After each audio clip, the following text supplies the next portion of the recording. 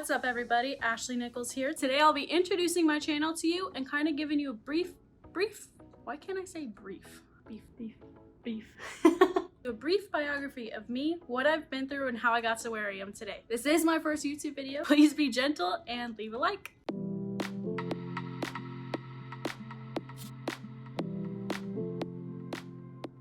So the theme of my channel is going to be mental and physical health. Mostly mental, a little bit of physical. And the reason for that is because to fix your body, you gotta fix your brain. Some of the topics I'm going to be talking about include narcissistic abuse and recovery, sexual abuse and sex after abuse, suicide, stillbirth and grief, my favorite that I'm currently dealing with, relationship anxiety, and then some lighter subjects such as cats, which sounds silly, but it's caffeine, alcohol, tobacco, and sugar. I'll tell you why you should quit, and I'll take you on my journey of quitting. So some of these videos are gonna be kind of vlog style. I'm not 100% healed, so I'm going to kind of show you my process of healing. And I know what you're thinking, like, wow, some of those topics were kind of dark, but that's what I wanna do here. I wanna be 100% real. That way you can identify what it is you're going through, and I'm gonna give you every detail of that process of healing. Let's go ahead and get started with my story. But one thing, this entire channel, trigger warning.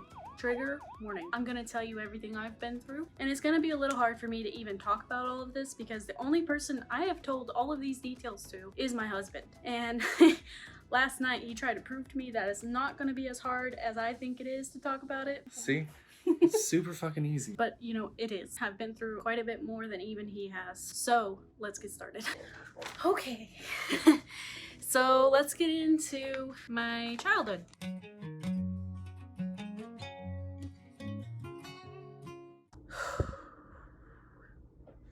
My mom was 16 and my dad was 18 when they had me. They weren't ready to be parents. Some people, they get that wonderful surprise of a baby and they do great. My parents, they just weren't those people. My mom was in and out of rehab. My dad was in and out of jail. And I ended up living with my grandma until I was 8 years old. Now, I loved it at my grandma's house. I had a best friend 2 doors down. Like, we were playing all day with my little brother who's 2 years younger. But then at 8 years old, my grandma gave custody back to mom and dad because my mom was in NAAA. She was sober. My dad had this construction job now. They were doing great. And we were happy when we went back for the first year. Like, I had everything I had, I really needed. But then a year into it, they took up drinking again.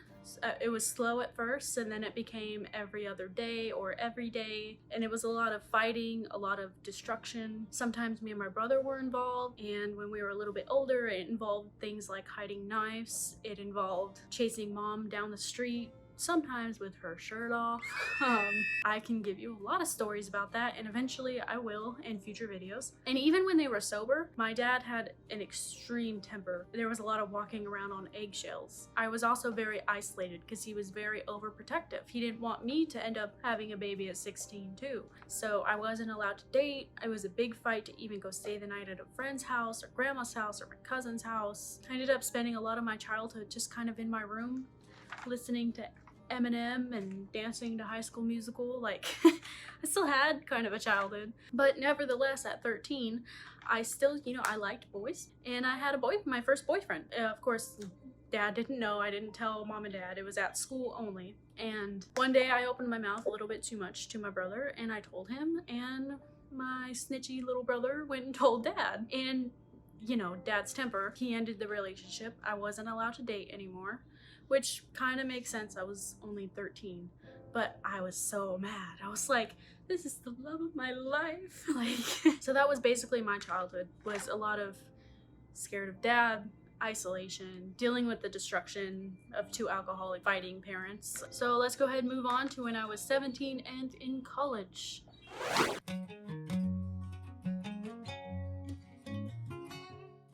So I'm 17, I'm in college, and I have a job, but I still live with mom and dad because I'm 17. I'm still not really dating anybody because, dad's still super protective, but that same boy that I dated when I was 13 ended up messaging me. He was in the army, and I believe it was Georgia. Yeah, Georgia. and we started talking every day, Skyping, and we formed kind of a long distance relationship, you know, without telling mom or dad. And long distance can be hard. We ended up fighting a lot. There was a lot of, oh, I'm breaking up with you.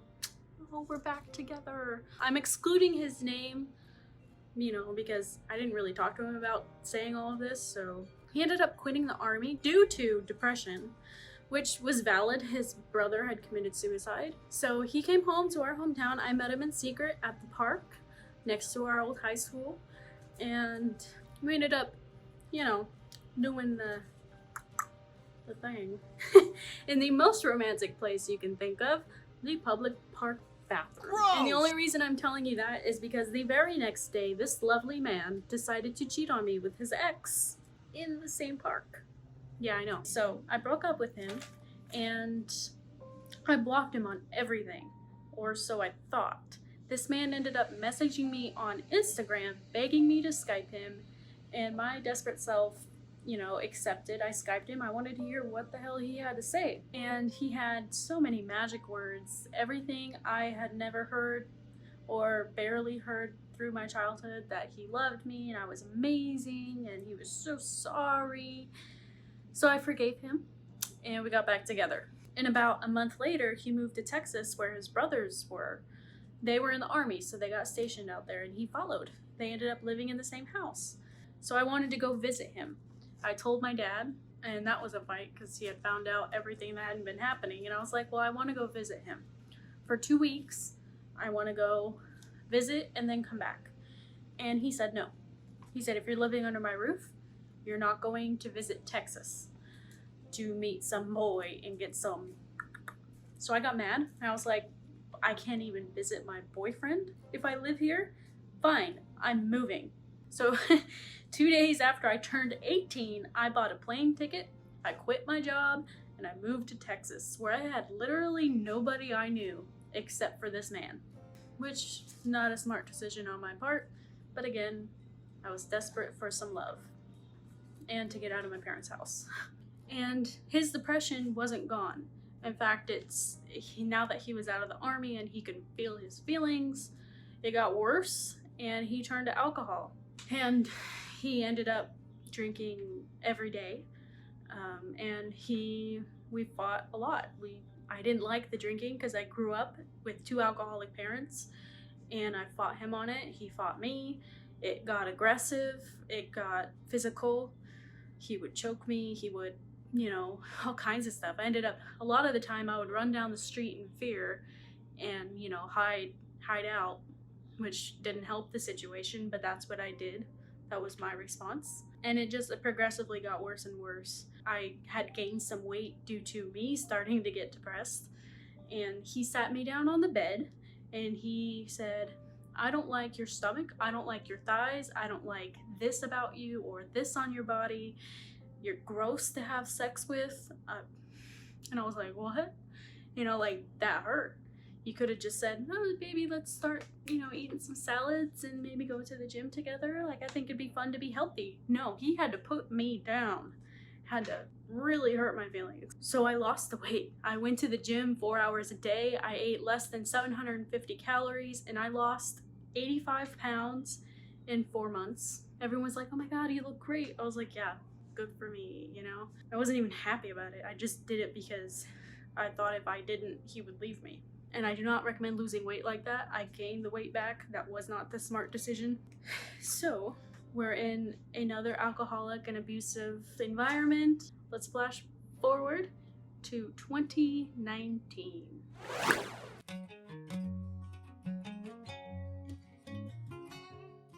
Flash forward 2 years later, it's actually 2019. So I'm super deep into this relationship. I'm engaged to this man and I'm pregnant. I'm super brainwashed. I believe every nice word he says after he harms me, after he calls me worthless, after he calls me fat, after he calls me stupid, or after he says he'd rather be single and I should just leave, after he grabs me by the throat and slams me onto the floor, after he chokes me until I am blue in the face. That's what happens when you're in a narcissistic relationship. I'll explain more That's actually gonna be my next video. I'll explain more next week. So I'm pregnant with this baby. So I'm trying to stick it out. I'm trying to make it work. We're trying to figure it out. And you know, I'm excited. You know, I've always wanted to be a mom. But the fighting didn't stop. The abuse didn't stop. So my anxiety just kept increasing because now I'm pregnant and I'm dragging a baby into this. So my anxiety, my blood pressure increased, baby's heart rate increased, and 5 months, almost 6 months into the pregnancy, I lost my son. I had a stillbirth.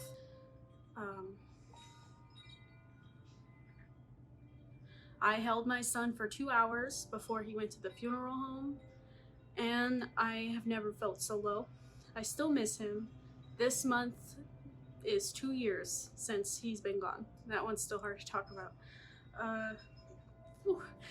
So now I'm super depressed, and he is just getting more alcoholic, and we're fighting every night. Like, it's getting absolutely insane. So for about a week straight, we had been fighting every single night, screaming at each other, throwing things, breaking things. Like, is the most toxic environment.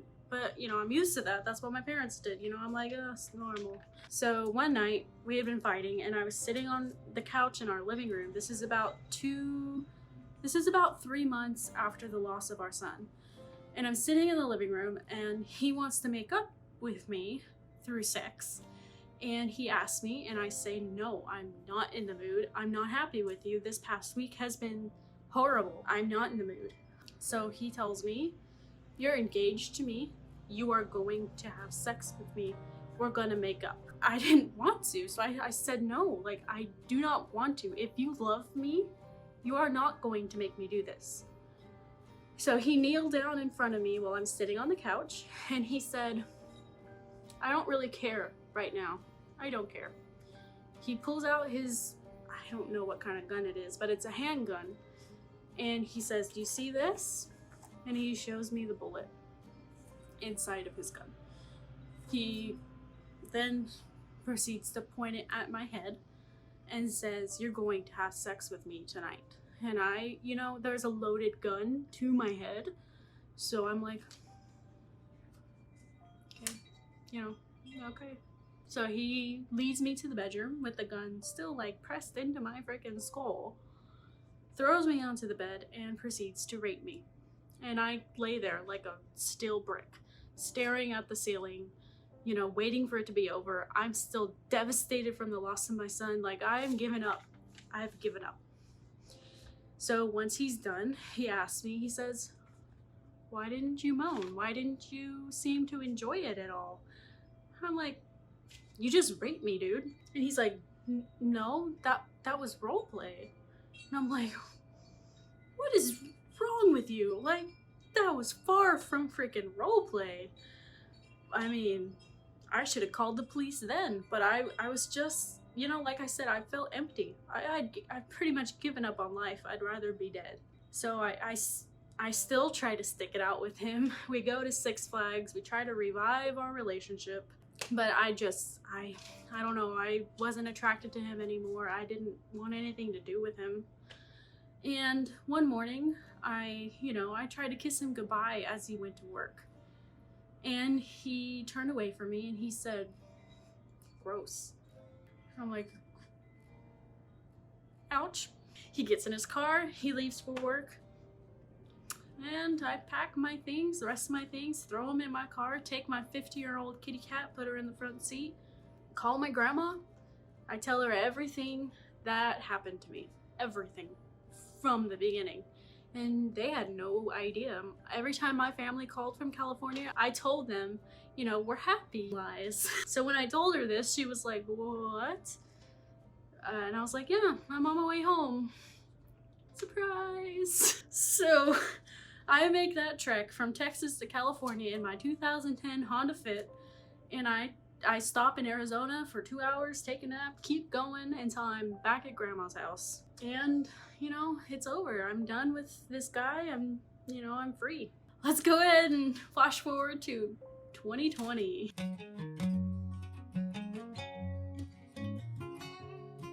Now we're in January of 2020. I'm back home living with grandma in California, and the hoe phase begins. I start partying a lot, drinking a lot, sleeping with a lot of men. And, you know, it wasn't me. I had only been with one guy my entire life. Like, this was all new to me. And mostly in the back of my mind, I was doing it to get back at him. He had always told me if I were to sleep with another man, I would be ruined and he wouldn't want anything to do with me ever again because he likes innocent virgins. And so I was like, all right, how about I sleep with like 10 people?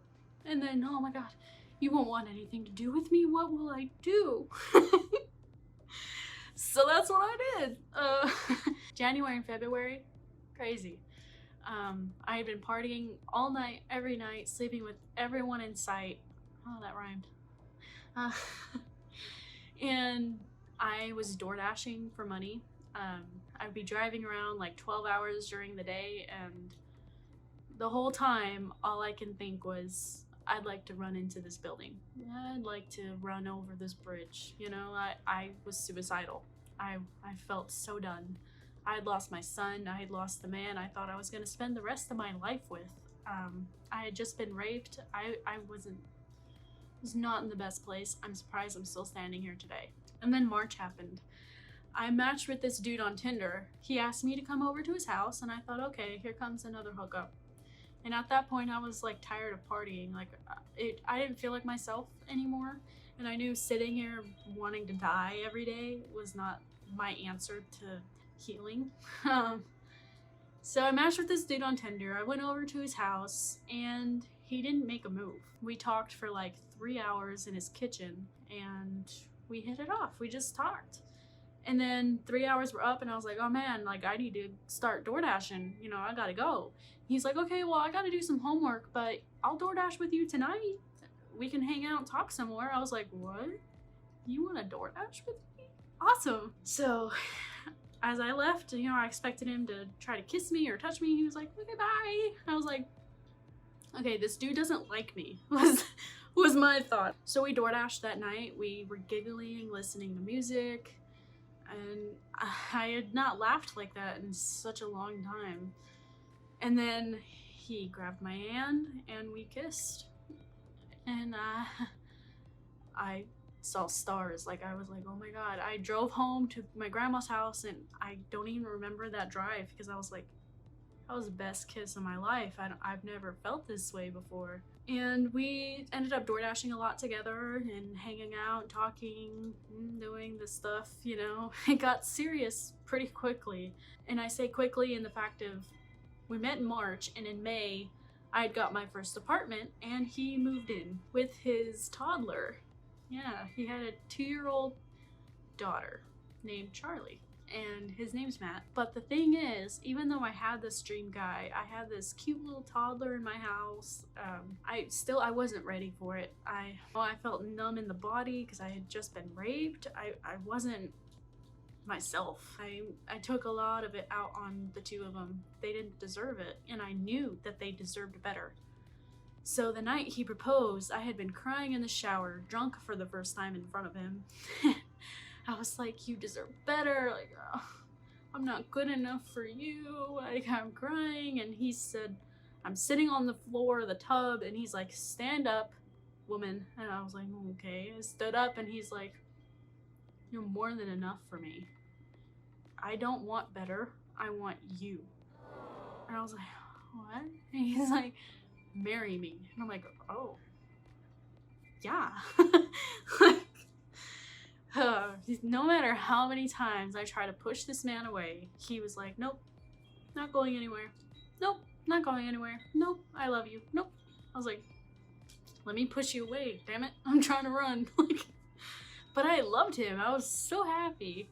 And I loved his little girl, Charlie. And one day she started calling me mom. You know, her other mom, she's amazing. Like, we get along great. So, you know, there's not any grudge there for her calling me mom. So the fact that this man stuck around, no matter how many times I tried to push him away, I was like, okay, well, maybe it's time to, if I know he deserves better, maybe it's time to be better.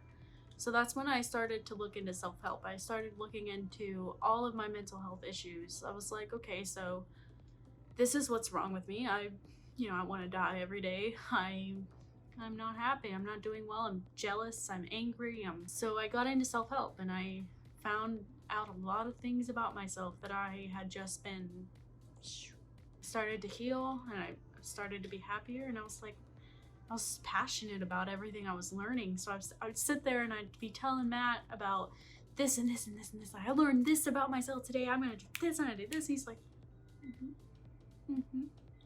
He's just listening. He's just taking it in. And I'm like, you know what? Maybe I can help other women out there, or maybe men going through similar things, and share all of this passion, all of this knowledge. So that's really why I'm here. That's my story. There's a lot more details that I'll be getting into later. That's just kind of the brief, quick.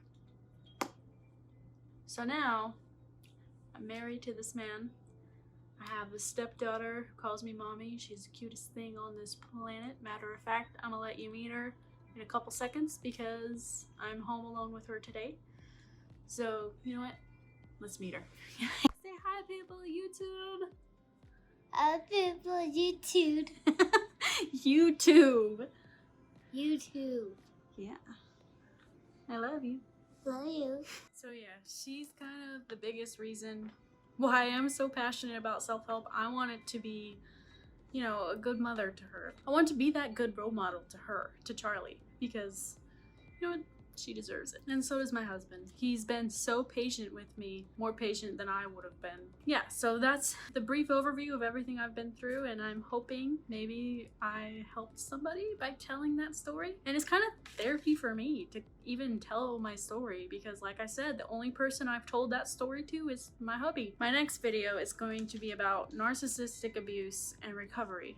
That was the largest portion of what I told you because that did the most damage. And that's one of the hardest to identify when you're going through it.